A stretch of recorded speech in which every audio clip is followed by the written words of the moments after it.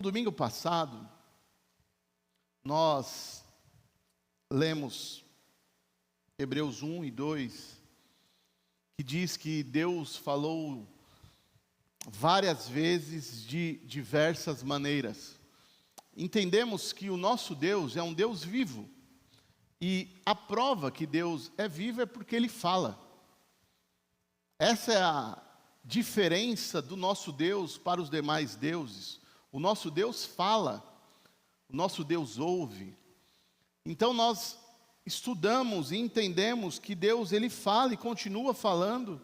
Falou por muito tempo, principalmente no Antigo Testamento, por meio dos profetas. E agora, Hebreus vem mostrar que Ele fala de uma maneira definitiva através do seu Filho Jesus. Então foi isso que falamos semana passada.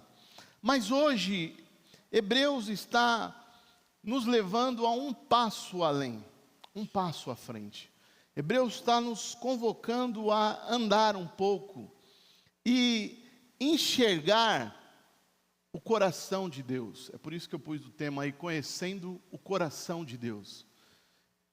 O texto de Hebreus 1:9 está nos levando a olhar para o coração de Deus, porque desde o princípio, o ser humano, ele tem um anseio, uma busca incessante em entender e descobrir como Deus realmente é. Como Deus é. Como que Ele é. Se Ele viesse hoje morar aqui entre nós, o que Ele ia amar? Quais seriam os seus gostos? O que iria fazer Ele sorrir? E o que partiria o seu coração? E Hebreus vem numa resposta muito simples. Olhe para Jesus. Olhe para Jesus. Quer conhecer o caráter de Deus? Olhe para Jesus. Quer conhecer a vontade de Deus? É simples, olhe para Jesus. Quer saber o que Deus ama? Olhe para Jesus. Quer saber aquilo que Deus odeia? Olhe para Jesus. E Jesus não veio aqui apenas para falar sobre Deus. Ele veio revelar o próprio Deus. Ele veio mostrar quem Deus é. E Hebreus resume o coração do Filho em uma frase que nós acabamos de ler. Amas a justiça e odeias o mal. Ama a justiça e odeia o mal. Nosso Deus, que se fez homem, não é indiferente. Ele é um Deus que ama, glória a Deus por isso. Mas Ele também é um Deus que odeia. Ele ama e odeia, Ele tem sentimento. E isso muda totalmente a nossa compreensão sobre a vida cristã. Porque seguir Jesus não é apenas acreditar nas coisas certas. É permitir que o coração de Deus seja formado em nós. É por isso que o objetivo de hoje é justamente esse: conhecer o coração de Deus. E a primeira coisa que precisamos entender é que Cristo ama o quê? A justiça, acabamos de ler. Cristo ama a justiça. Um grande pregador chamado Charles Spurgeon, o príncipe dos pregadores, ele deu uma declaração muito interessante sobre isso. Cristo não apenas praticou a justiça, Ele tinha prazer nela. Ele não apenas praticou a justiça, Ele tinha um prazer, Ele amava. Ele nunca fez o que era certo porque foi obrigado a fazer. Ele obedeceu porque isso era o seu prazer. Ele tinha prazer em obedecer. Fazer a vontade do Pai era o seu alimento. A justiça fazia parte da sua natureza. Esse é o nosso Deus. Mas, meu irmão, tem algo mais profundo que eu preciso compartilhar com você. Quando Deus cria o homem à sua imagem e semelhança. Você foi criado à imagem e semelhança de Deus. Adão refletia o caráter do Criador. Adão tinha as qualidades, as características do seu Criador. Amava aquilo que Deus amava. Adão amava as coisas que Deus amava e odiava também as coisas que Deus odiava. Desejava aquilo que Deus desejava. Mas vem o pecado. O pecado entra em cena. E o que o pecado faz? Deforma a imagem do Criador no homem. O pecado rouba a nossa identidade. Eu tenho algo para falar para vocês. Quando você olha para uma pessoa que ela não tem Deus, aquela pessoa não tem identidade. Ela não é ela. Ela não é a pessoa que foi criada para ser. Sabia disso? A pessoa longe do seu Criador não tem a sua identidade original.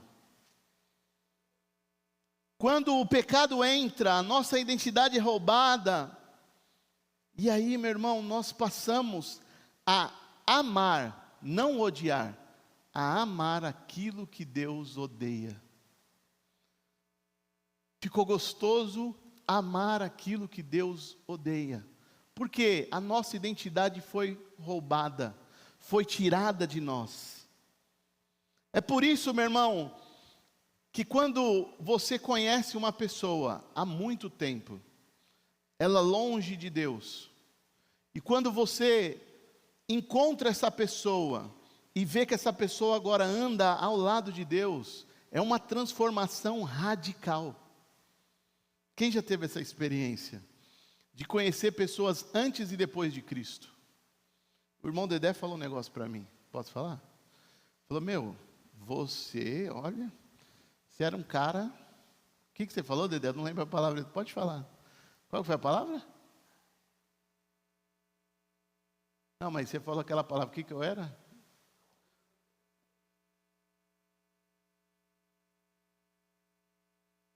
Não, mas o que eu era? Fala coisa ruim que eu era. Era o quê? Tranqueira, né, que você falou? Tranqueira. É isso. Olha, você era... Por quê? O que é isso, meu irmão? É a nossa identidade que foi roubada. Você não é quem você foi gerado e formado e criado para ser. Você longe do seu Criador, você é uma tranqueira. Você não tem a sua identidade original. E quando você vê essa pessoa que teve um encontro com Cristo, quem já teve essa experiência? De olhar para a pessoa e o semblante dela mudou. Já tiveram essa experiência? De olhar para uma pessoa que foi achada e alcançada pelo amor de Deus, e o semblante dela não é mais o mesmo, é outro semblante. A maneira de falar dessa pessoa já não é mais a mesma. Não é mais gostoso, prazeroso aquela vida e aquele linguajar que tinha. Muda os desejos, muda os relacionamentos, muda os prazeres, não porque leu uma cartilha e falou aqui pode isso, aqui não pode isso, aqui pode, aqui não pode, mas porque a partir do momento que ela teve um encontro com Cristo, o seu caráter, a sua imagem, a sua identidade voltou para o original. Agora, dentro dela, teve uma transformação, e a imagem que o pecado tinha deformado, não existe mais. Ele mudou, ele transformou. Então, meu irmão, o Evangelho não veio aqui apenas nos garantir um lugar no céu, mas veio restaurar em nós aquilo que fomos criados para ser. A salvação muda o destino. Você estava condenado a estar longe, afastado de Deus. a não ter de volta a sua identidade. Mas quando vem a salvação, não só muda o destino, mas também começa a mudar o nosso coração. Aleluia. Muda o coração. Quando Cristo, meu irmão, transforma o nosso coração, a nossa vida é mudada de tal maneira que agora eu não falo mais, eu quero fazer isso. Aí eu lembro, uma coisa que a gente sempre fala, e hoje calhou de estar aqui. A pessoa que tinha uma música que falava do seu nome, Meu direito é Piedade Janaína, lembra da música? O meu direito é de não ter direito algum. Agora não falo mais, eu quero fazer isso, mas as minhas ações e atitudes têm que ser baseadas em Jesus vai ficar feliz se eu fizer isso. Isso vai alegrar o coração do meu Deus. Porque o cristão maduro deixa de viver uma vida onde procura desculpas para tentar justificar algumas coisas. Ele começa agora a perguntar e escolher: isso daqui parece mais comigo ou parece com Jesus? Isso daqui tem a ver mais comigo ou com Jesus? Essa semana eu vi um post de uma pessoa falando: olha, é muito simples você tomar algumas decisões. Aí ele deu um exemplo de uma mulher, está na hora de se trocar, e ela fala: eu tenho um encontro com Jesus, se eu pôr essa roupa aqui, vai agradar Jesus? Será que eu vou chamar a atenção dele? Será que eu vou glorificar ele? O homem, em certas atitudes, ele tem que pensar a mesma coisa. Se eu fizer isso, tomar essas decisões, vai honrar o meu rei, o meu mestre. Porque, meu irmão, pensa agora. Você que ama alguém, cadê os apaixonados? Você ama alguém, está ali, 2 corajosos levantaram a mão. Você ama alguém. Você ama, está ali vivendo, amando. Você não fica o tempo todo perguntando: eu tenho que fazer isso mesmo? Você não fica o tempo todo falando isso. Ou não passa pela sua cabeça que se eu não fizer isso, ele vai embora, ela vai embora. Porque seria uma vida entediante. O tempo todo, você com medo que, dependendo do que você fizer ou não, a pessoa vai embora. Está baseado no que este amor? Está condicionado? Mas quando existe um amor de verdade, você começa a pensar: o que eu posso fazer para demonstrar o quanto essa pessoa é importante para mim? O que eu posso fazer para agradar essa pessoa? Você que está casado há um tempo, você sabe o que agrada e o que não agrada. Está aqui um casal hoje, vou usar você de novo. 52 anos de casado. Olha, meu irmão, eles sabem tudo um do outro. É impossível 52 anos ao lado de uma pessoa, você não saber o que gosta e o que não gosta. Você sabe. Você sabe o que vai agradar, o que vai realmente deixar aquela pessoa feliz. E com Jesus, meu irmão, acontece a mesma coisa. Quando Cristo transforma o nosso coração, a obediência não é mais por uma obrigação, ela passa a ser uma resposta por amor. É amor, eu estou fazendo isso porque eu quero agradar o meu mestre, eu quero agradar o meu rei. Então, meu irmão, foi assim. Jesus teve essas atitudes enquanto esteve aqui. Tudo o que ele fazia era para agradar o seu Pai. Foi assim a sua vida. E é isso que o Espírito Santo tem que começar a produzir em nós. Essa necessidade de amar aquilo que Deus ama, aquilo que Cristo ama.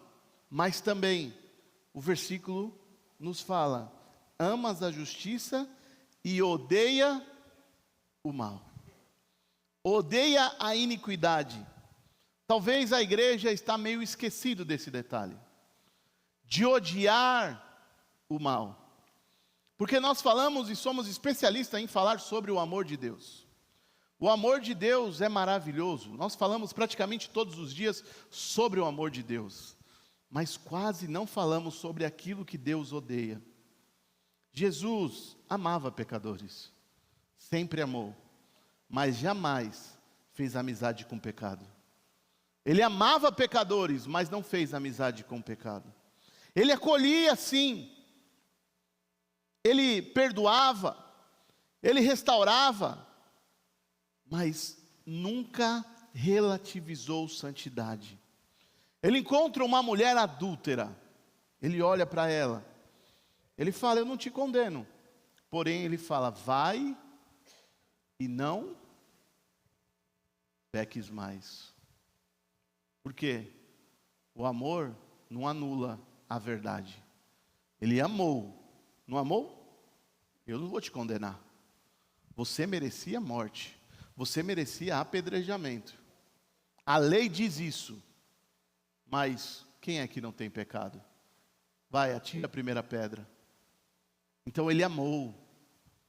Incondicionalmente. Ele viu a situação dela. Ela merecia, assim como eu e você, merecíamos a morte eterna. Ele amou. E nos ama e continua nos amando. Porém ele fala, vai e não peques mais. Vai e não peques mais. O Spurgeon também disse sobre isso. Quem deseja a alegria de Cristo precisa primeiro compartilhar seu ódio pelo pecado. Quem deseja a alegria de Cristo precisa primeiro compartilhar do seu ódio pelo pecado. Nós devemos odiar o pecado. Nós devemos ser enfurecidos com o pecado. Talvez, meu irmão, o nosso problema seja que a gente começou a se acostumar com aquilo que Cristo chama de pecado e com a principal causa que veio destruir, acabar com aquele corpo de Cristo. Cristo morre por quê, meu irmão? Por que Cristo sofre? Pelos nossos pecados. Foi o pecado que levou Cristo à cruz. E nós devemos odiar. Nós devemos ser enfurecidos sim. Porque, imagina a cena. Você descobre que você tem um vírus contagioso. Um vírus contagioso. Você fica desesperado, recebeu o diagnóstico. Meu Deus, e agora? Como vai ser a minha vida? Tem um vírus, eu não sei se eu vou conseguir ser curado disso. Mas um dia o médico diz, olha para você e fala, existe cura. Existe cura, tem tratamento, tem um antídoto. Mas aquela pessoa resolve continuar vivendo com aquele vírus. Ela vai vivendo, os dias vão passando, e ela vai aprendendo a viver com os sintomas do vírus. E ela vai se adaptando, porque o ser humano é especialista em se adaptar. Ela vai se adaptando com aquele vírus. E aquele vírus começa a fazer parte da vida dela. Ela adquire um novo estilo de viver. Uma vida agora com um vírus, com sintomas. Uma coisa diferente que não estava no script original. E aquilo que era doença começa a ser uma coisa normal. Sabe do que eu estou falando? De mim e de você, em relação ao pecado. Não era para a gente se acostumar com o pecado. Não era para a gente se adaptar e tentar ajustar a nossa vida baseada no pecado. O problema é justamente esse. Nós começamos a nos acostumar, a nos adaptar ao pecado, e nós transformamos a nossa vida nessa vida que era para ser uma coisa anormal, em normal. O pecado começou a fazer parte de nós. É a nossa vida agora. Porque é isso que o pecado faz. O pecado adoece a nossa alma. O pecado rouba a nossa identidade. Ele faz com que a nossa forma que era para ser igual a do nosso Criador fique desfigurada. Nós não somos mais agora a imagem e semelhança, porque tem o pecado que desfigurou a nossa imagem. E o mais perigoso, meu irmão, é quando a gente convive demais com Ele e deixamos de perceber que estamos doentes. Foi tão natural, está tão comum, que a gente esqueceu que estamos doentes. Esqueceu que o pecado nos adoece.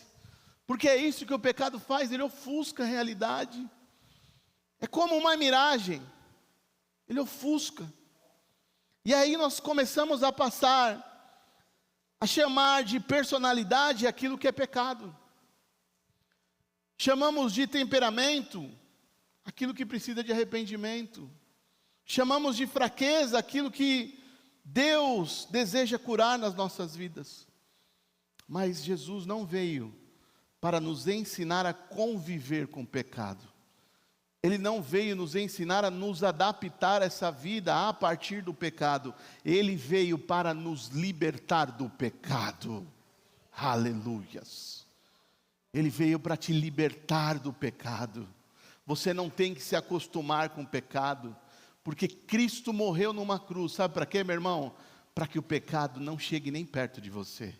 Para que o pecado não te domine mais. Para que o pecado não te escravize, para que o pecado não roube a sua identidade. É por isso que Cristo morreu numa cruz. Então nós não devemos nos acostumar, nos adaptar a essa vida de pecado. Cristo não é um analgésico para aliviar a sua culpa. Cristo é o próprio antídoto para o veneno do pecado. Aleluias. Meu irmão, se Cristo está formando o caráter dele em nós, nós começamos a odiar aquilo que antes amávamos. Tem muitas pessoas que quando tem um encontro com Cristo, fala: não combina mais comigo isso. Isso não faz parte mais da minha rotina. Isso não faz parte mais da minha vida. Isso não tem nada a ver comigo. Isso não é quem eu sou. E isso, meu irmão, não é, e não significa ausência de tentação. Significa que agora existe uma guerra dentro de nós.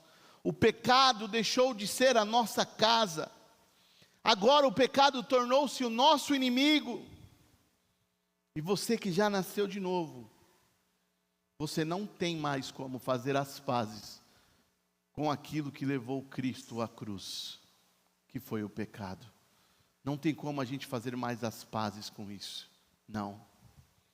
E aí, meu irmão, quando você entende o coração de Deus, quando você começa a entender que o seu Deus vive, que o seu Deus fala, e você começa a entender que Ele ama e Ele odeia, vem o complemento do versículo. Por isso, Deus, o teu Deus, te ungiu, derramou sobre ti o óleo da alegria, mais que sobre qualquer outro. Aqui tem uma palavrinha que muda tudo o versículo. Por isso, que é uma consequência. Por isso mostra justamente a consequência. Cristo foi exaltado porque permaneceu perfeitamente obediente. Por isso, Ele recebeu o óleo da alegria, porque Ele permaneceu obediente. Sabe o que confirma isso? Filipenses 2, não precisa abrir. Porque diz lá: Ele se humilhou, obedeceu até a morte, e por isso Deus o exaltou. O exaltou. Se humilhou, obedeceu. E aí vem a exaltação. Vem o óleo da alegria. E sabe, meu irmão, quem era ungido no Antigo Testamento? Você sabe para que servia o óleo? Os profetas eram ungidos para falar em nome de Deus. Os sacerdotes eram ungidos para representar o povo diante de Deus. Os reis eram ungidos para governar o povo de Deus. Então o óleo, meu irmão, simbolizava separação, capacitação, aprovação divina. Era para isso que servia o óleo, para separar, para capacitar e para mostrar: eu estou aprovando essa pessoa para determinada função, para exercer algo. Mas Hebreus vem nos mostrar algo totalmente extraordinário. Deus, o teu Deus, te ungiu com óleo de alegria, acima dos teus companheiros ou acima de qualquer outro. Observe, meu irmão, o texto não diz que Jesus foi apenas ungido. Ele diz que ele foi ungido com óleo da alegria. Da onde veio essa alegria? Essa alegria não nasceu lá em Belém. Essa alegria não nasceu no Jordão. Essa alegria não nasceu na transfiguração. Mas essa alegria é consequência da perfeita obediência do Filho ao Pai. É aí que vem a alegria verdadeira. Porque, meu irmão, pensa comigo. Pensa num camarada que tinha todos os direitos, tinha todos os motivos para ser um cara triste e revoltado. Porque nós usamos isso, não é? Você não sabe por que eu sou assim. Você não conhece a minha história. Você não sabe pelo que eu passei. Você não conhece. Por isso que eu sou desse jeito. Ah, é? Mas tem um cara que conheceu muito além do que você já viveu. Foi rejeitado. Foi traído. Foi abandonado. Foi humilhado. E o extraordinário, que tudo isso você pode falar: mas eu já passei por tudo isso. É verdade. Tem muita gente que já foi rejeitada, já foi traído. Tem muita gente que já passou por humilhação terrível. Tem muita gente que já foi abandonado por pai, por mãe. Acontece. Mas nenhum de nós aqui foi crucificado. Quem foi crucificado? Nenhum de nós sofreu tanto quanto Cristo. Nenhum de nós passou por isso. Mas Hebreus fala o seguinte: jamais ele deixou de amar a justiça. Jamais ele fez acordo com o pecado. Jamais. E aí sabe qual é a consequência? Deus o exaltou. Aleluias. Deus o exaltou acima de tudo. Acima de todos. Está glorificado. Então, meu irmão, a alegria de Cristo não nasceu porque a caminhada dele foi fácil. Olha, sabe, a caminhada dele foi fácil, por isso que não foi fácil. Essa alegria não nasceu porque a sua vida foi uma vida tranquila, sem problema. Ai, meu Deus, também, né? Era o Filho de Deus.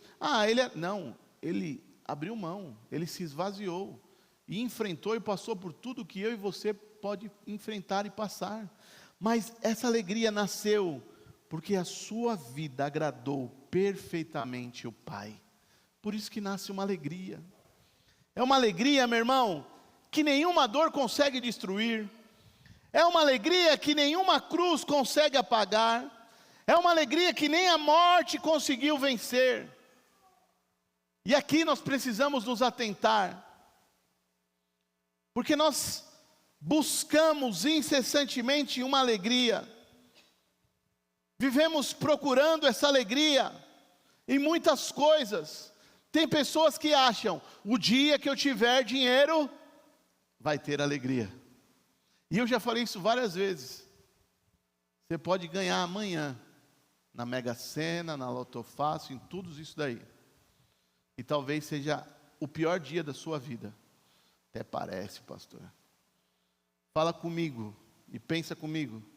Se você ganhar esse dinheiro amanhã, você vai conseguir dormir do mesmo jeito que você está dormindo? Você consegue? Você vai conseguir manter as mesmas amizades que você tem? Você vai conseguir olhar para as pessoas e cumprimentar e conhecer pessoas novas? A partir desse dia, meu irmão, se isso não for a vontade de Deus, você vai ser a pessoa mais infeliz desta terra. porque você vai desconfiar de todo mundo. Você vai achar que todo mundo só está chegando perto de você porque agora você tem dinheiro. Você vai achar que todo mundo está querendo roubar o seu dinheiro. E você vai ser uma pessoa que vai pirar. Porque você vai ver tanto dinheiro e vai falar, o que eu faço? Tem pessoas, meu irmão, que quando recebem uma notícia dessa, infartam. Não já ouvimos isso? Infartam. E buscam essa alegria no dinheiro. Tem muitos buscando alegria no conforto. Achando que, olha, o dia que eu me aposentar, aí vai estar tranquilo. O dia inteiro no sofá, maratonando, não vai te trazer alegria. Se Cristo não for sua alegria, não vai ter alegria. Tem gente que acha que vai ter alegria no sucesso, mas não sabe o preço que é chegar a ter o sucesso, a conviver com o sucesso. Vocês já viram pessoas, artistas, jogadores de futebol, que falam, eu queria, sabe o quê? Voltar àquela minha simplicidade que eu podia ir para um shopping tranquilamente com a minha família. Não já ouviu gente falando isso? Mas e aí, não é alegria ter sucesso? Nós, quando tiver sucesso, você é alegre. E talvez é a pior coisa que pode acontecer. Tem gente buscando alegria na aprovação das pessoas, e fazem de tudo, e viram uma marionete. Tem gente buscando alegria nas experiências, mas Jesus vem mostrar outro caminho, meu irmão. A verdadeira alegria não é fruto, sabe, de uma vida, dessa busca incessante pelo nada. Não é fruto de uma vida sem sofrimento, achando que alegria é não ter sofrimento. Mas a alegria é fruto de uma vida alinhada com Deus. Quando você tem Jesus no seu coração, você recebe essa alegria. Então nós queremos sim, quem não quer a alegria de Cristo? Quem quer a alegria de Cristo aí? Mas muitas vezes não queremos amar a justiça como Cristo amou. Nós queremos paz, mas paz sem santidade. Queremos a coroa, sem a cruz. Queremos o céu, sem morrer para o pecado. Mas Hebreu vem mostrar uma ordem que não pode ser invertida. Primeiro está dizendo, amas a justiça. Depois diz, odeia o mal. E aí, meu irmão, vem, Deus, o teu Deus te ungiu e derramou sobre ti o óleo da alegria. A alegria sempre vem como consequência de uma vida de santidade. E talvez, meu irmão, o Espírito Santo esteja aqui, nesta noite, te questionando, te indagando, o que hoje tem ocupado o lugar da justiça no seu coração. Existe algum pecado que você deixou de combater, que você agora está achando que é normal?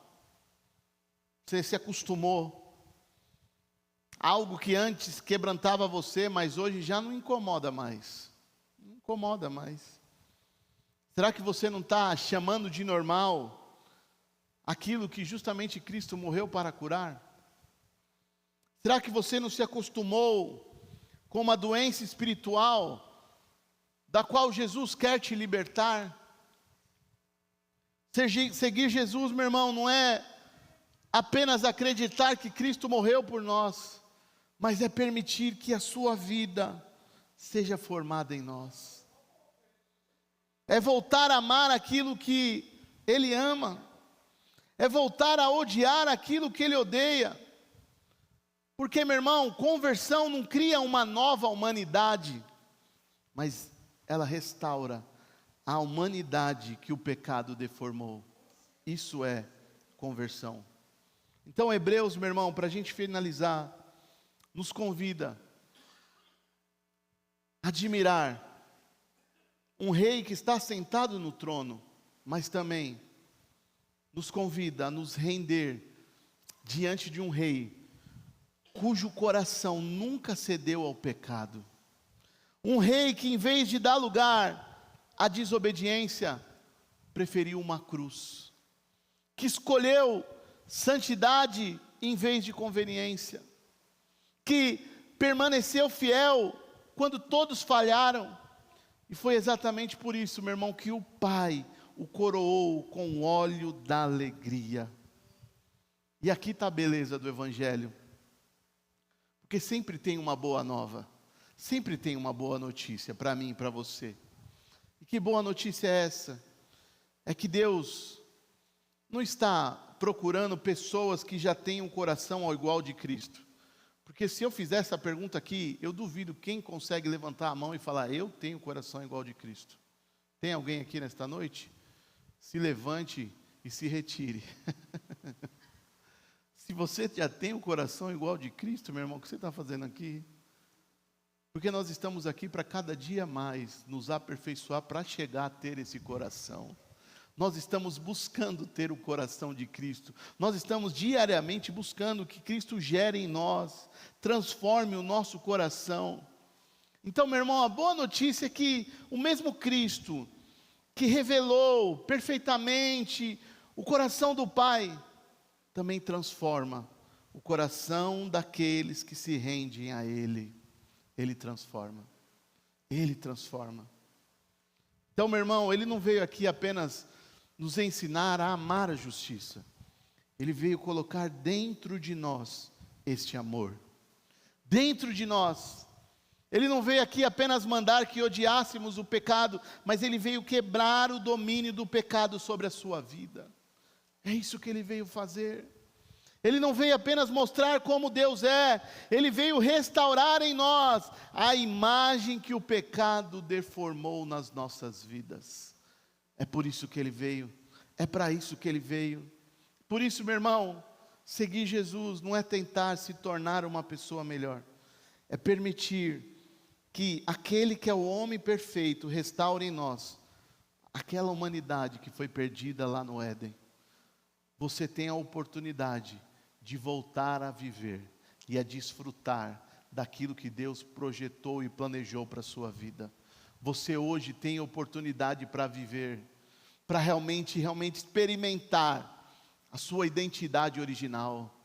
Não essa identidade roubada, deformada que o pecado faz com a sua vida, que transforma você, que muda o seu semblante, que muda a sua maneira de falar, faz com que você tenha hábitos tão estranhos, que quando a pessoa sai, quem também já teve a experiência do contrário, de ver pessoas que antigamente estavam na igreja e de repente saem dos caminhos do Senhor e você fala, olha, aquela pessoa está irreconhecível, eu não reconheço mais aquela pessoa, eu não sei o que aconteceu, nossa, meu Deus do céu, você já viu, não dá nem para ficar perto mais. É isso que o pecado faz, mas Cristo veio trazer isso de volta. Então, quanto mais você contempla Cristo, mais você se parece com Ele. Quanto mais perto de Cristo, mais parecido você vai estar dEle. Ele vai ser notado na sua vida. Quanto mais nos parecemos com Cristo, mais voltamos a ser aquilo para o qual fomos criados. Esse é o convite de Hebreus. Não apenas admirar o rei, mas permitir que o caráter do rei seja formado em nós. Porque no fim, meu irmão, os cidadãos do reino sempre acabam aparecendo com o seu rei. A pergunta é, de que reino você está pertencendo? Porque as suas características mostram muito de onde você veio. Entende? Mostra muito de onde você veio. Tem pessoas que quando abre a boca você fala, opa, já sei que veio de lá. É lá da terrinha, porque tem uma maneira de falar diferente.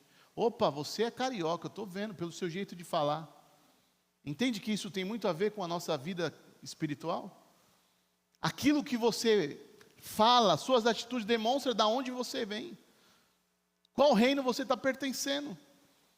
E quando o rei, meu irmão, reina em nós, nós de fato vamos aprender a amar o que Ele ama, odiar o que Ele odeia, e vamos encontrar que isso realmente é o ápice, a alegria que este mundo nunca pode te oferecer, em nome de Jesus. Fica de pé.